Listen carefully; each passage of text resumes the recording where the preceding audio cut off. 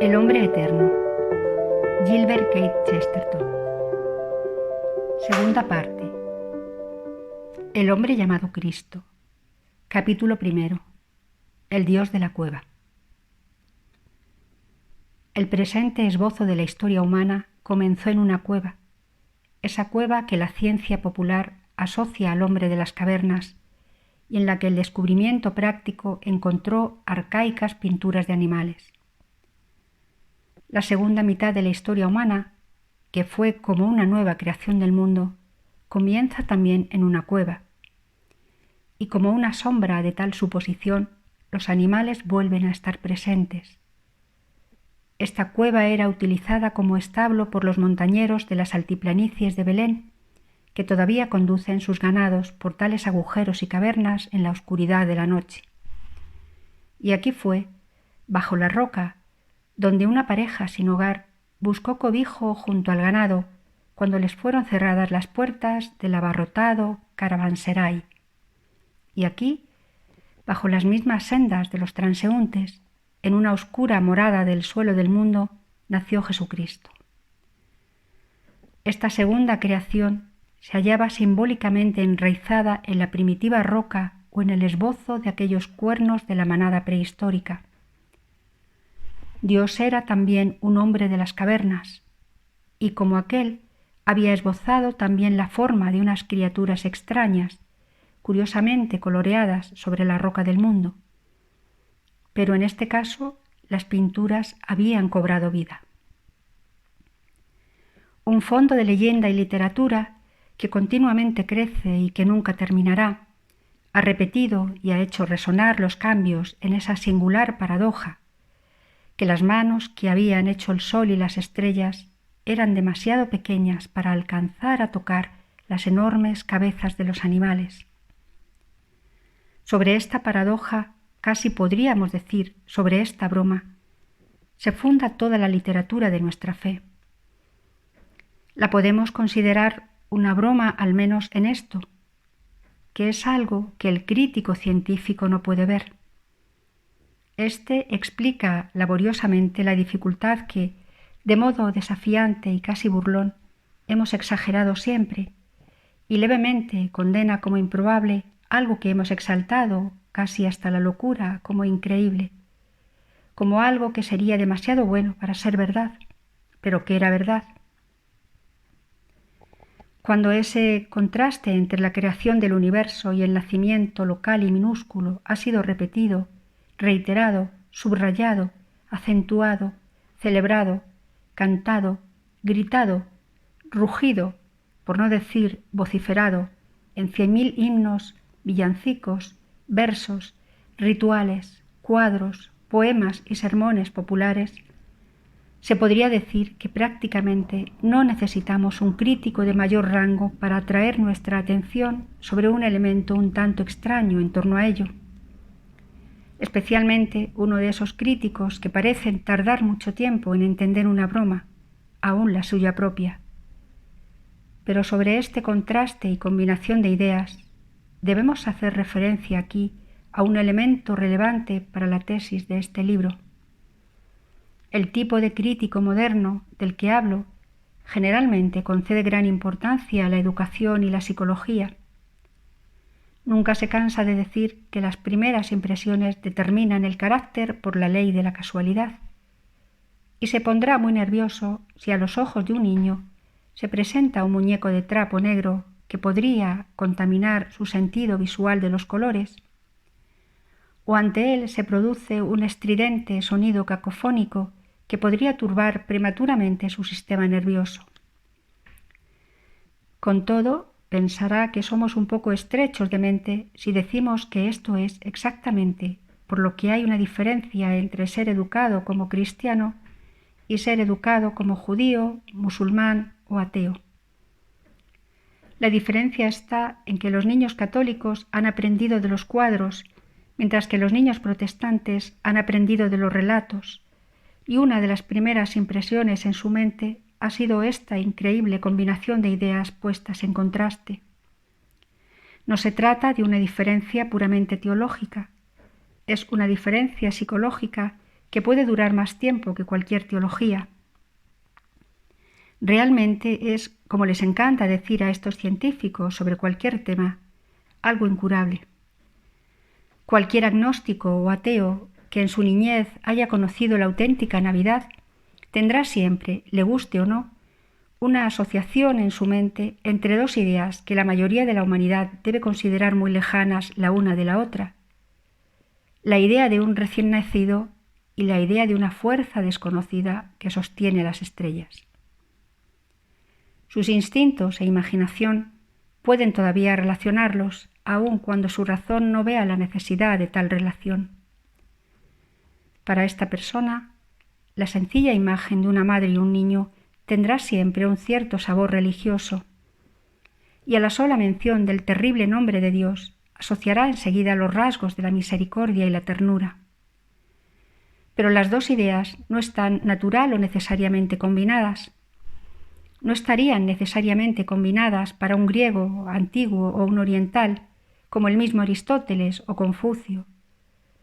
No es más inevitable relacionar a Dios con un niño que relacionar la fuerza de gravedad con un gato. Ha sido creado en nuestras mentes por la Navidad porque somos cristianos, porque somos psicológicamente cristianos, aun cuando no lo seamos en un plano teológico. En otras palabras, esta combinación de ideas, una frase muy discutida, ha alterado la naturaleza humana. Realmente hay una diferencia entre el hombre que la conoce y el que no. Puede que no sea una diferencia de valor moral, pero el musulmán o el judío pudieron ser más dignos según sus luces, pero es un hecho patente acerca del cruce de dos luces particulares, la conjunción de dos estrellas en nuestro horóscopo particular. La omnipotencia y la indefensión, la divinidad y la infancia logran definitivamente una especie de epigrama que 1.000.000 de repeticiones no podría convertir en un tópico. No es descabellado llamarlo único. Belén es, definitivamente, un lugar donde los extremos se tocan. Aquí empieza, no haría falta decirlo, otra influencia poderosa en la humanización del cristianismo. Si el mundo buscara lo que podemos llamar un aspecto no controvertido del cristianismo, probablemente escogería la Navidad. Con todo, está obviamente ligado a lo que se considera, nunca he sido capaz de imaginar el porqué, un aspecto polémico: el respeto debido a la Santísima Virgen. Cuando era un muchacho, una generación más puritana se opuso a la colocación de una estatua de la Virgen y el Niño en la iglesia de mi parroquia.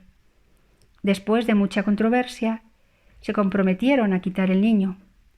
Cualquiera pensaría que esto conduciría a una forma más directa de culto a María, a menos que consideraran a la Madre menos peligrosa por el hecho de verse privada de una especie de medio de defensa. Pero la dificultad práctica es también una parábola. No se puede arrancar de brazos de una madre a su hijo recién nacido. No se puede suspender en el aire al niño recién nacido. De hecho, no es posible obtener una estatua de un niño recién nacido.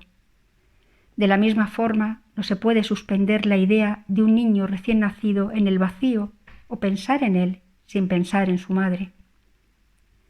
No se puede visitar al niño sin visitar a la madre, y en la vida ordinaria no es posible acercarse al niño salvo a través de la madre. Si pensamos en Cristo desde aquel punto de vista, se sigue esa otra idea que ha estado presente a lo largo de la historia.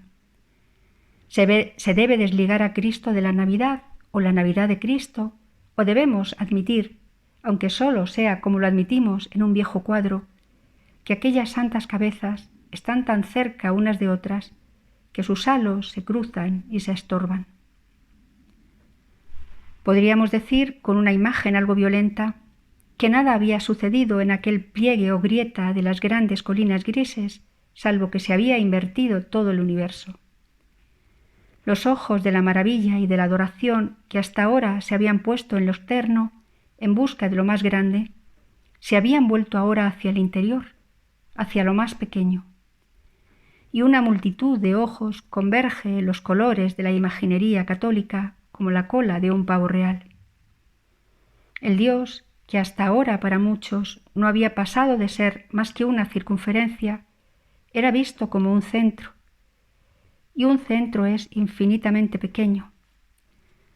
La espiral espiritual se desarrolla en adelante, hacia adentro, en vez de hacia afuera, y en ese sentido es centrípeta y no centrífuga. La fe se convierte, en más de una manera, en una religión de cosas pequeñas. Pero sus tradiciones en el arte, la literatura y la fábula popular han testimoniado suficientemente, como se ha dicho, esta particular paradoja de la divinidad en la cuna. Quizás no se ha enfatizado con tanta claridad la importancia de la presencia de la divinidad en la cueva. De hecho, curiosamente, la tradición no ha puesto un gran énfasis en la cueva.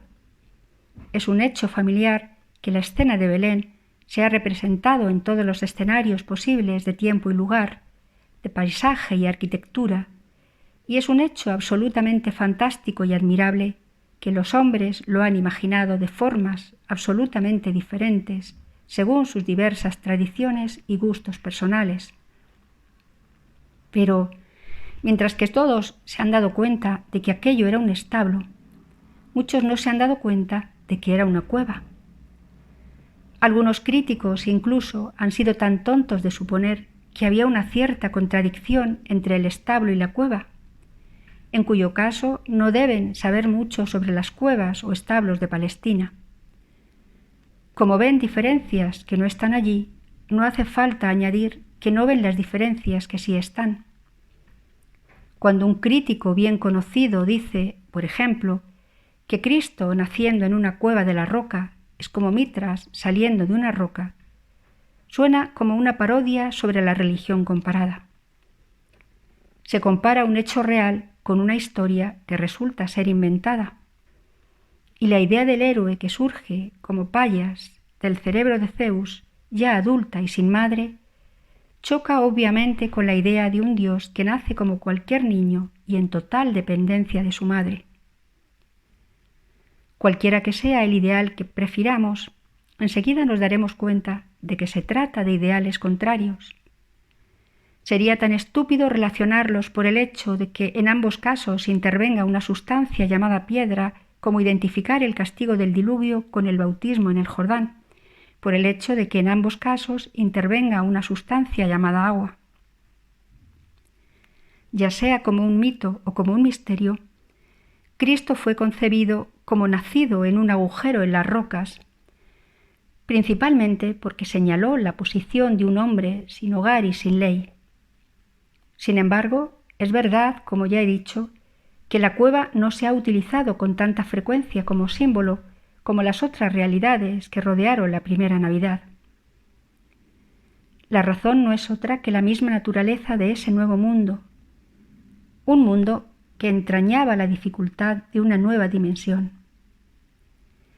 Cristo nació no solamente sobre la superficie del mundo, sino por debajo del mundo. El primer acto del drama divino fue decretado, no en un escenario colocado a la vista de todos, sino en un lugar oscuro y oculto, difícilmente reconocible a simple vista. Y esto no es algo fácil de expresar en los diferentes modos de expresión artística. Es la idea de un acontecer simultáneo en diversos niveles de la vida. Ya en el arte medieval más arcaico y decorativo se habría intentado representar algo así. Pero cuanto mayor era el conocimiento de los artistas acerca del realismo y de la perspectiva, más incapaces se veían de representar al mismo tiempo los ángeles en los cielos, los pastores en la montaña y la gloria en la oscuridad que estaba debajo de la montaña.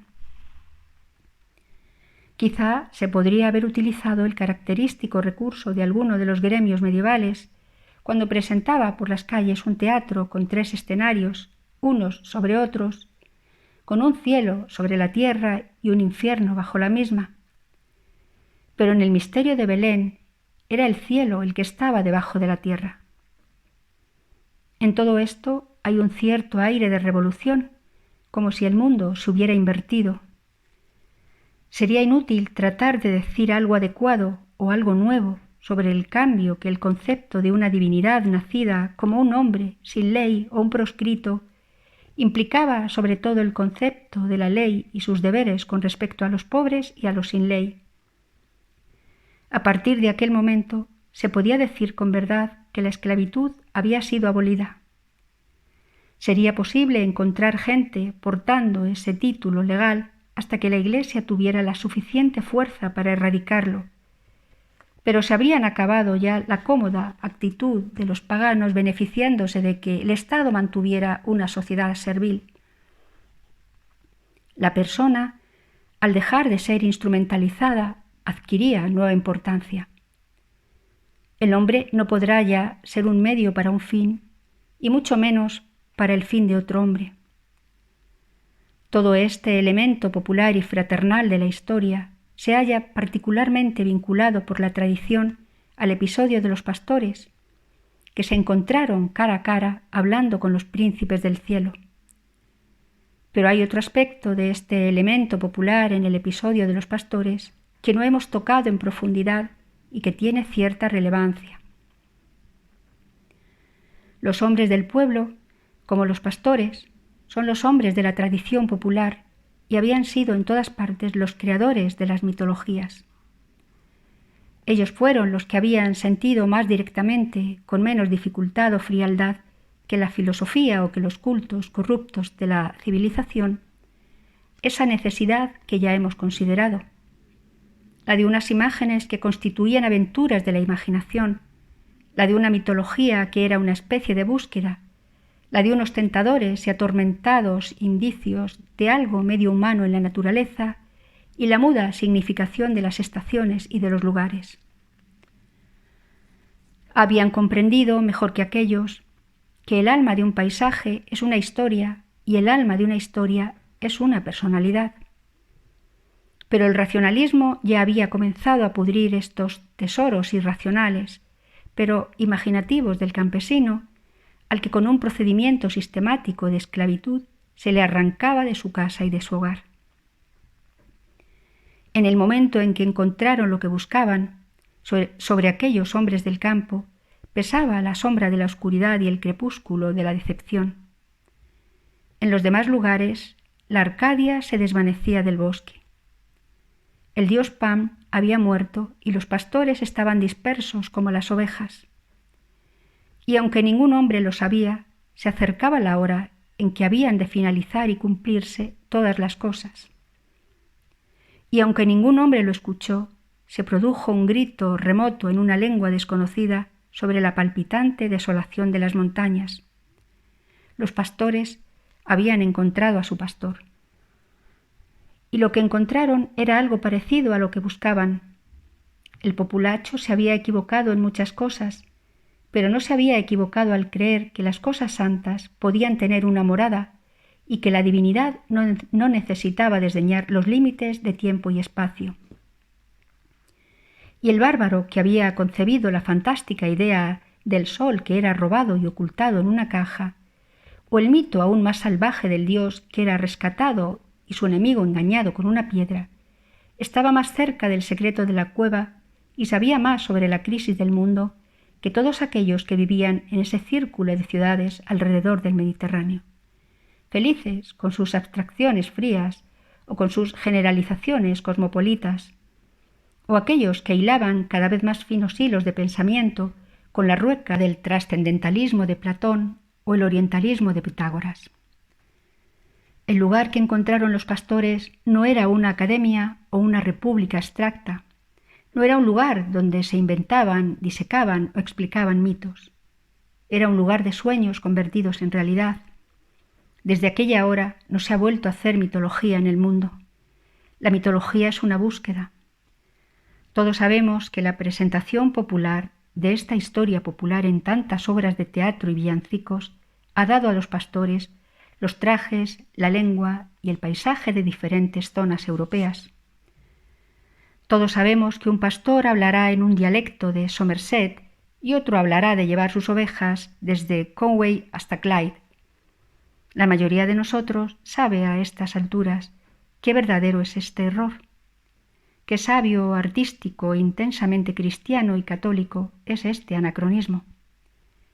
Pero algunos de los que han visto esto en las rústicas escenas medievales, quizá no lo han visto en otra clase de poesía, que a veces está de moda considerar artificial más que artística.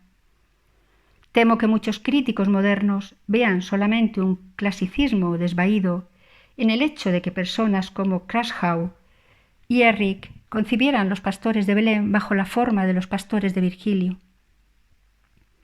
Con todo, eran perfectamente correctos, y al convertir su obra sobre Belén en una égloga latina, realizaron uno de los enlaces más importantes de la historia humana. Virgilio, como hemos visto ya, representa ese lado más sano del paganismo, el que había derrocado al paganismo insano del sacrificio humano.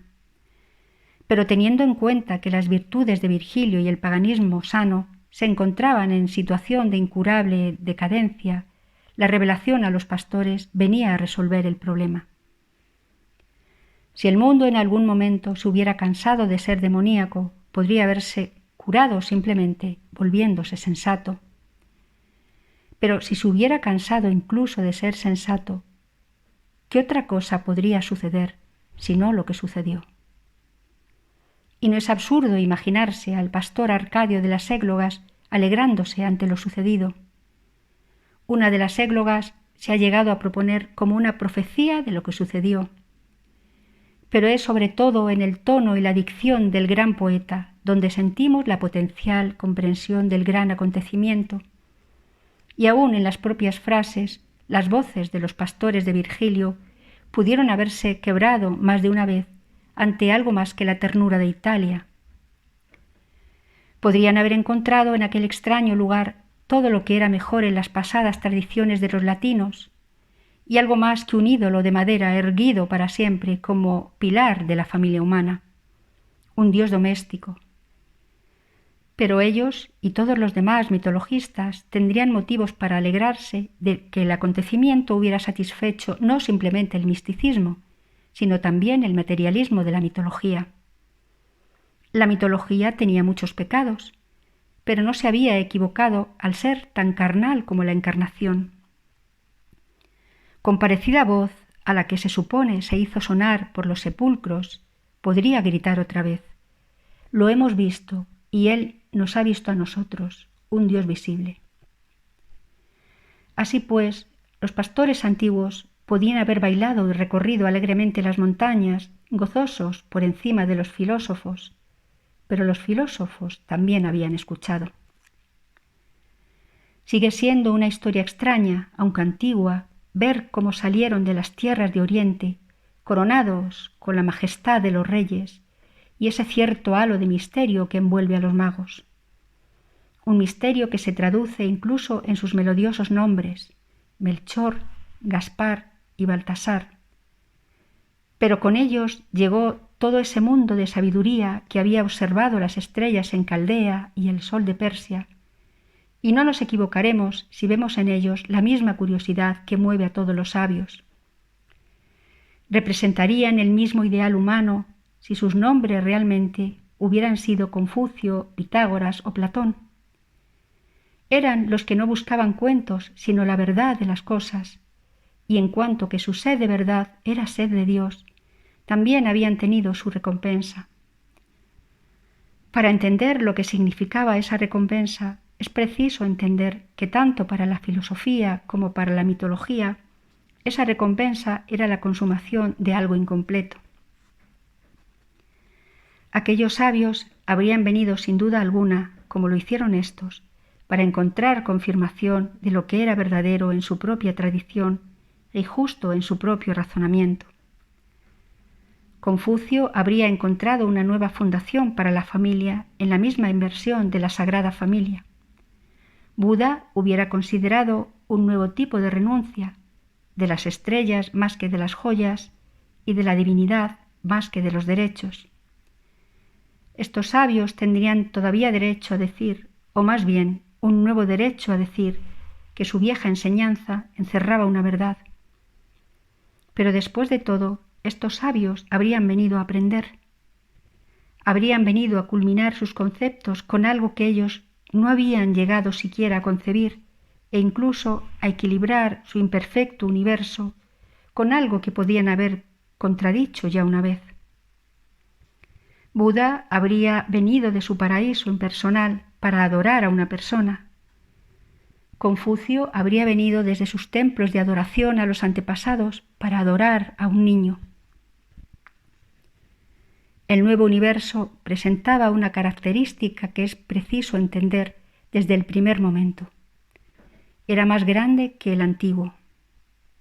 El cristianismo, en este sentido, es superior a la creación, puesto que la creación se realizó antes de Cristo, y en él se hallaban implícitas realidades que no habían estado presentes en la misma junto a las que sí lo habían estado.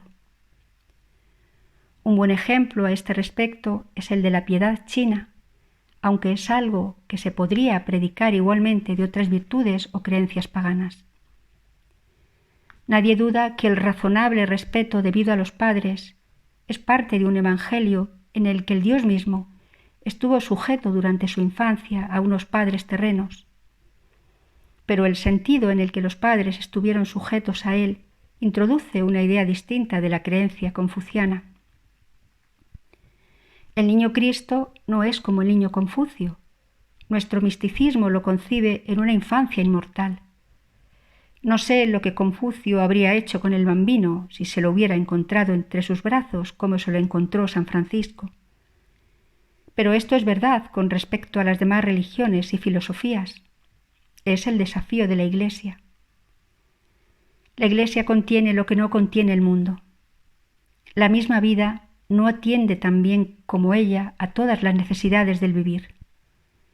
No se trata de un alarde retórico, es un hecho real y un verdadero dilema el que cualquier otro sistema es estrecho e insuficientemente comparado con este.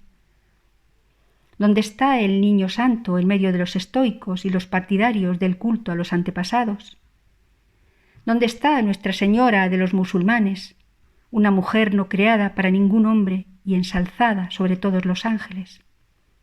¿Dónde está el San Miguel de los monjes de Buda, caballero y maestro de trompetas, custodiando en cada soldado el honor de la espada? ¿Qué podría hacer Santo Tomás de Aquino con la mitología del brahmanismo, él, que disponía de toda la ciencia, la racionalidad e incluso el racionalismo del cristianismo?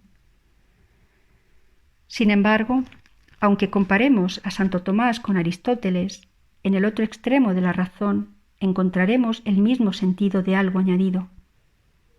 Santo Tomás podía entender las partes más lógicas de Aristóteles, pero es dudoso que Aristóteles hubiera podido entender las partes más místicas de Santo Tomás, aun en lo que apenas podemos tildar al cristianismo de más grande.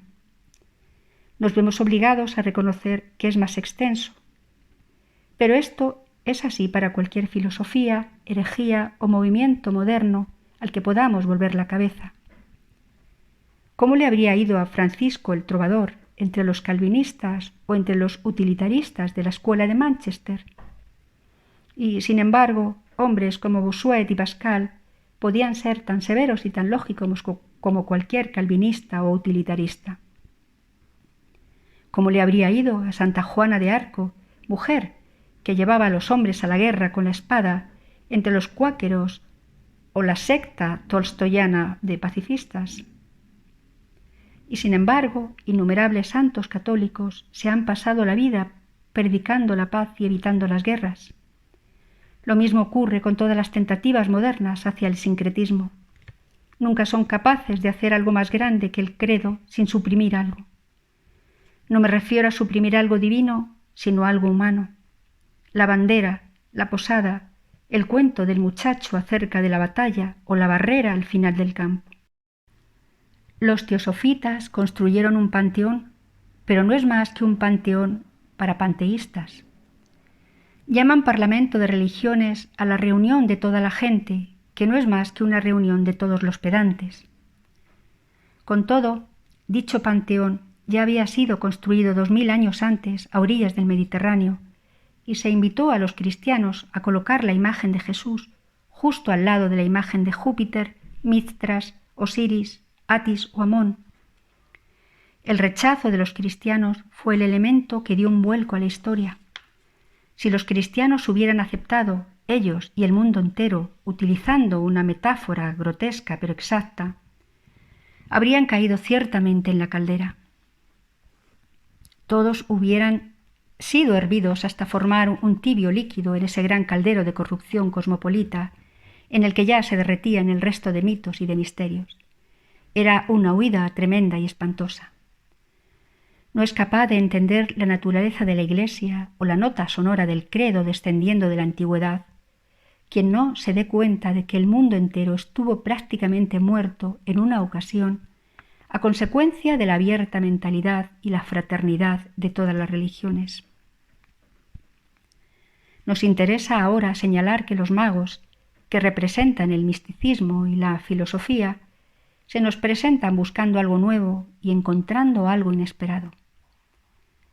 Ese sentido tenso de crisis que todavía resuena en la historia de Navidad y en toda celebración de Navidad, acentúa la idea de la búsqueda y el descubrimiento.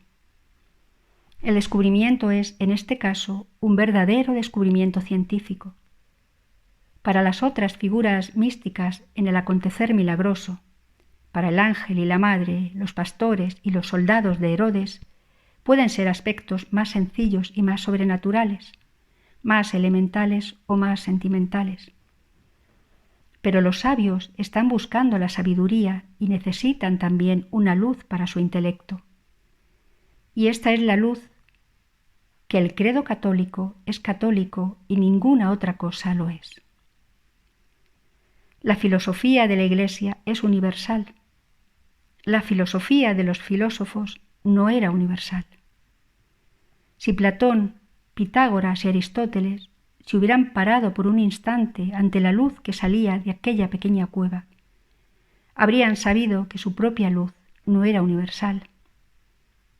Está lejos de ser cierto, de hecho, que no lo supieran ya.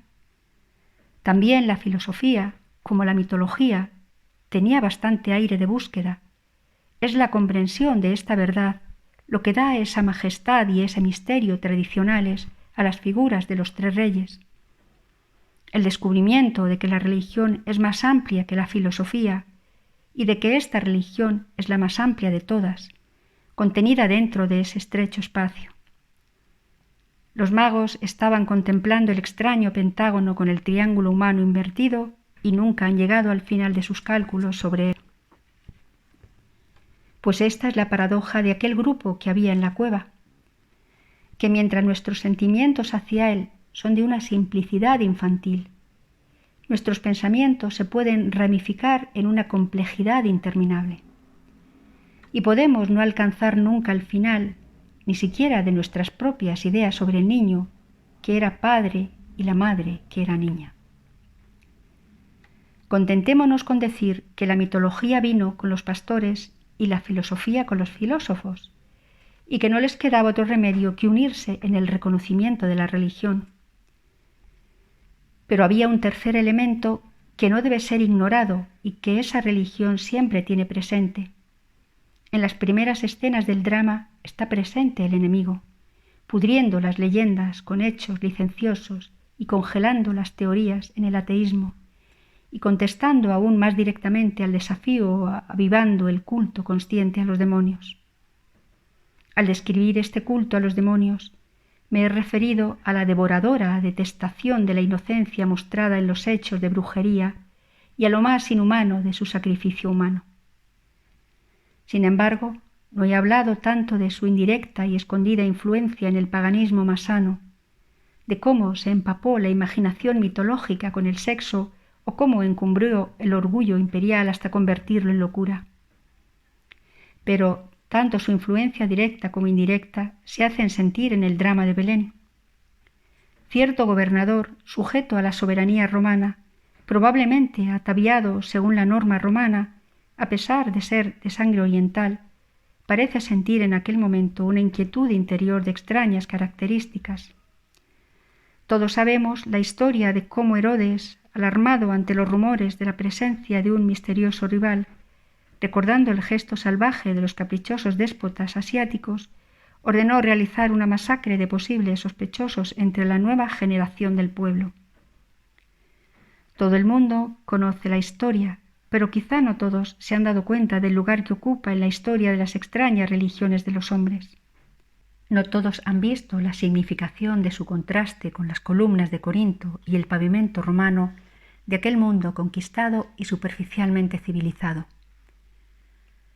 Solo cuando aquel propósito comenzó a vislumbrarse en el oscuro espíritu del Idumeo y a brillar en sus ojos algún adivino podría quizá haber permitido la sombra de un gran fantasma gris que miraba por encima de su hombro, que, a su espalda, llenaba la bóveda de la noche y asomaba por última vez en la historia.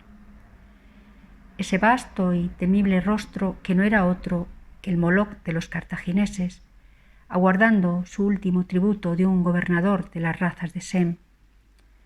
Los demonios también en esa primera fiesta de Navidad lo celebraron a su manera. A menos que entendamos la presencia de ese enemigo, no solo perderemos el elemento clave del cristianismo, sino también de la Navidad. La Navidad en el cristianismo se ha convertido en algo que, en cierto sentido, es muy simple, pero como todas las verdades de esa tradición, es, en otro sentido, algo muy complejo. No se trata de una única nota, sino del sonido simultáneo de muchas notas. La humildad, la alegría, la gratitud, el temor sobrenatural y, al mismo tiempo, la vigilancia y el drama. No es un acontecimiento cuya conmemoración sirva a intereses pacifistas o festivos. No se trata solo de una conferencia hindú en torno a la paz o de una celebración invernal escandinava. Hay algo en ella desafiante, algo que hace que las bruscas campanas de la medianoche suenen como los cañones de una batalla que acaba de ganarse. Todo ese elemento indescriptible que llamamos atmósfera de la Navidad se encuentra suspendido en el aire como una especie de fragancia persistente, o como el humo de la explosión exultante de aquella hora singular en las montañas de Judea hace 2000 años. Pero el sabor sigue siendo inequívoco y es algo demasiado sutil o demasiado único para ocultarlo con nuestro uso de la palabra paz. Por la misma naturaleza de la historia, los gozos de la cueva eran gozos en el interior de una fortaleza o una guarida de proscritos. Entendiéndolo correctamente, no es indebidamente irrespetuoso decir que los gozos tenían lugar en un refugio subterráneo.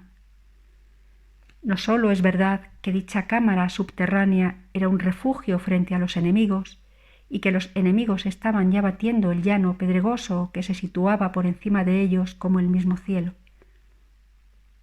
No se trata solo en ese sentido de que las hordas de Herodes podían haber pasado como el trueno sobre el lugar donde reposaba la cabeza de Cristo. Se trata también de que esa imagen da idea de un puesto avanzado, de una perforación en la roca y de una entrada en territorio enemigo. En esta divinidad enterrada se esconde la idea de minar el mundo, de sacudir las torres y los palacios desde sus cimientos, igual que Herodes el Grande sintió aquel terremoto bajo sus pies y se tambaleó con su vacilante palacio. Este es quizá el más poderoso de los misterios de la cueva. Es evidente que aunque se dice que los hombres han buscado el infierno bajo la tierra, en este caso es más bien el cielo el que está bajo la tierra. Y de ello se sigue en esta extraña historia la idea de un levantamiento del cielo. Esa es la paradoja de todo el asunto, que de ahora en adelante lo más alto solo puede alcanzarse desde abajo. Los derechos solo pueden volver a ser propios por una especie de rebelión. De hecho, la Iglesia desde sus comienzos, y quizá especialmente en sus comienzos, no fue tanto un principado como una revolución contra el príncipe de este mundo. Este sentido de que el mundo había sido conquistado por el gran usurpador y estaba en su posesión, ha sido muy deplorado o atacado por esos optimistas que identifican las luces de la razón con la comodidad. pero ese hecho era lo que provocaba la sensación de desafío y de un peligro grato que hacía que las buenas noticias parecieran ser realmente buenas y nuevas. Ciertamente, la presencia inconsciente de un temible usurpador provocó la rebelión, y una rebelión originalmente oscura. El Olimpo todavía ocupaba el cielo como una nube inmóvil, adoptando formas majestuosas, y la filosofía se sentaba todavía en lugares distinguidos y aún en los tronos de los reyes, cuando Cristo nació en la cueva y el cristianismo en las catacumbas. En ambos casos podemos observar la misma paradoja, el sentido de algo despreciado y de algo temido. La cueva, en cierto modo, es solamente un agujero o un lugar en el que se arrincona a la gente proscrita como si fuera basura, y, sin embargo, resulta a la vez un escondrijo para ocultar algo valioso que los tiranos andan buscando como un tesoro. Están allí porque el mesonero ni siquiera los recordaría y, a la vez, porque el rey no podía olvidarse de ellos. Ya hemos visto cómo esta paradoja se dio también en la forma de tratar a la primitiva Iglesia. Era importante mientras todavía era algo insignificante y, ciertamente, mientras todavía era inerme. Era importante únicamente porque era intolerable, y en ese sentido se puede decir que era intolerable porque era intolerante. Sentaba mal porque, de una forma pacífica y casi desapercibida, había declarado la guerra. Se había levantado de la tierra para arruinar el cielo y la tierra del paganismo. No intentaba destruir toda esa creación de oro y de mármol, pero admitía la posibilidad de un mundo sin ello. Se atrevía a mirarlo directamente, como si el oro y el mármol hubieran sido de cristal. Los que acusaban a los cristianos de incendiar Roma con antorchas eran calumniadores, pero al menos estaban más cerca de la naturaleza del cristianismo que esos modernos que dicen que los cristianos fueron una especie de sociedad ética, sometida a un lánguido martirio por decir que los hombres tenían una obligación con respecto a sus prójimos y que resultaban ligeramente molestos porque eran mansos y humildes. Herodes tenía, por tanto, su lugar en el acontecer milagroso de Belén, puesto que era la amenaza de la Iglesia militante y nos la muestra desde el principio perseguida y obligada a luchar por la vida. Algunos pueden pensar que esto es una disonancia, pero es una disonancia que suena simultáneamente a las campanas de Navidad. Quizá algunos piensen que la idea de la cruzada es algo que distorsiona la idea de la cruz, pero no es así. Son ellos los que tienen una idea distorsionada de la cruz, pues la idea de la cruz se distorsiona casi literalmente en la cuna. No tiene mucho sentido ponernos ahora a discutir con ellos sobre la moral abstracta de la lucha. Lo que pretendemos aquí es simplemente resumir la combinación de ideas que forman la idea cristiana y católica y darnos cuenta de que todas ellas se encuentran ya cristalizadas en la primera historia de Navidad. Son tres realidades distintas y puestas habitualmente en contraste que, sin embargo, son una misma cosa. Pero esto es lo único que puede hacerles constituir una única realidad. La primera es el instinto humano de que el cielo ha de ser algo tan localizado y tan literal como un hogar.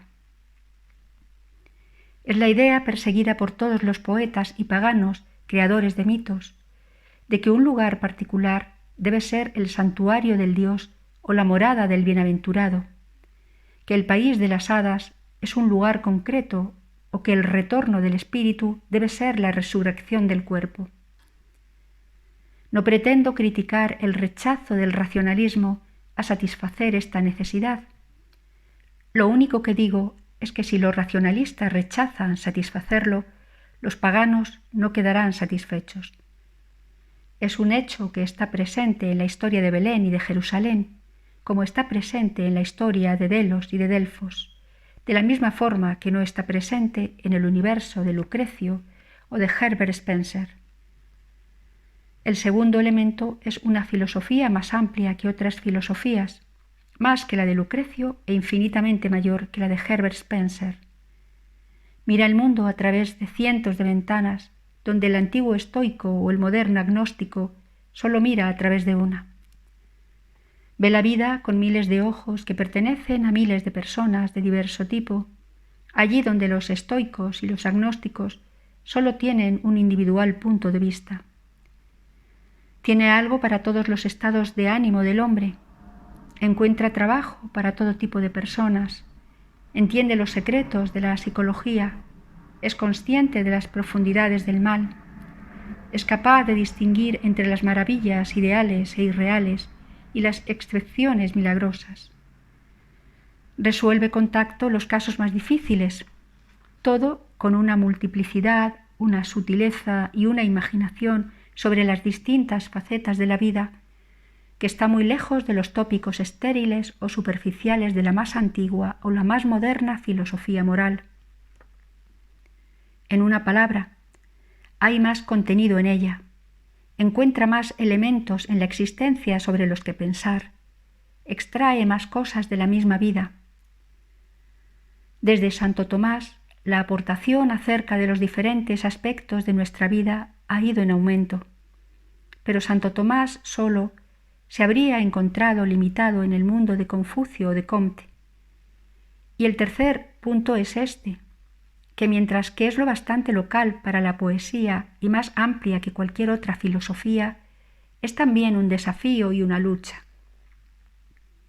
Mientras que se ensancha deliberadamente para abarcar todos los aspectos de la verdad, se encuentra rígidamente fortificada contra cualquier forma de error. Consigue que todo género de personas luchen por ella, consigue todo tipo de armas para luchar, amplía el conocimiento de las cosas por las que lucha y contra las que lucha con todo género de artes, de curiosidad o de comprensión, pero nunca olvida que está luchando. Proclama paz en la tierra y no olvida por qué hubo guerra en el cielo. Esta es la Trinidad de verdades simbolizada aquí por los tres arquetipos de la vieja historia de Navidad: los pastores, los reyes y ese otro rey que acabó con los niños. Sencillamente, no es verdad que otras religiones y filosofías sean en este aspecto rivales del cristianismo. No es verdad que una sola de ellas combine esos caracteres o pretenda combinarlos. El budismo puede jactarse de poseer el mismo grado de misticismo, pero no se jactará de poseer el mismo grado de espíritu militar. El Islam puede decir que posee el mismo espíritu militar, pero no admitirá poseer el mismo grado metafísico y de sutileza. El confucianismo puede jactarse de satisfacer la necesidad de orden y de razón de los filósofos, pero no podrá jactarse de satisfacer la necesidad que tienen los místicos de los milagros, de los sacramentos y de lo sagrado. Hay muchos hechos evidentes que nos hablan de la presencia de un espíritu que es al mismo tiempo universal y único. Uno de ellos, que es símbolo del tema de este capítulo, nos puede servir aquí. Que ninguna otra historia, ninguna leyenda pagana, anécdota filosófica o hecho histórico nos afecta con la fuerza peculiar y conmovedora que se produce en nosotros ante la palabra Belén. Ningún otro nacimiento de un Dios o infancia de un sabio es para nosotros Navidad o algo parecido a la Navidad. Es demasiado frío o demasiado frívolo o demasiado formal y clásico o demasiado simple y salvaje o demasiado oculto y complicado. Ninguno de nosotros, cualquiera que sean sus opiniones, se situaría ante esa escena como quien tiene la sensación de estar ante algo familiar y propio. Podría admirarlo por tratarse de algo poético, filosófico o de cualquier otro tipo, pero no por lo que era en sí mismo. La verdad es que hay un carácter bastante peculiar y propio en la dependencia de esta historia sobre la naturaleza humana. No es algo que se refiera a su sustancia psicológica, como ocurre en la leyenda o en la vida de un gran hombre. no es algo que haga volver nuestras mentes hacia la grandeza, hacia esas vulgarizaciones y exageraciones de la humanidad que son transformadas en dioses y héroes, aún en el caso más saludable de culto al héroe. No es algo que nos haga volver la cabeza hacia lo externo, hacia esas maravillas que podrían encontrarse en los confines de la tierra. Es más bien algo que nos sorprende desde atrás, de la parte oculta e íntima de nuestro ser, como lo que algunas veces hace inclinar nuestro sentimiento hacia las cosas pequeñas o hacia los pobres. Es algo así como si un hombre hubiera encontrado una habitación interior en el mismo corazón de su propia casa, un lugar que nunca había sospechado y hubiera visto salir luz de su interior. Es como si encontrara algo en el fondo de su propio corazón que traicioneramente lo atrajera hacia el bien. Algo que no está hecho de lo que el mundo llamaría un material fuerte, más bien está hecho de materiales cuya fuerza reside en la levedad alada con la que nos pasa rozando. Es todo lo que hay en nosotros, salvo una breve ternura que allí se hace eterna. Todo eso no significa más que un momentáneo debilitamiento que de una forma extraña se convierte en fortalecimiento y en descanso. Es el discurso quebrado y la palabra perdida que se hacen positivas y se mantienen íntegras mientras los reyes extranjeros desaparecen en la lejanía y las montañas dejan de resonar con las pisadas de los pastores. Y sólo la noche y la cueva yacen pliegue sobre algo más humano que la humanidad. Fin de El Dios de la cueva. Capítulo primero de la segunda parte de El hombre eterno de Gilbert Keith Chesterton.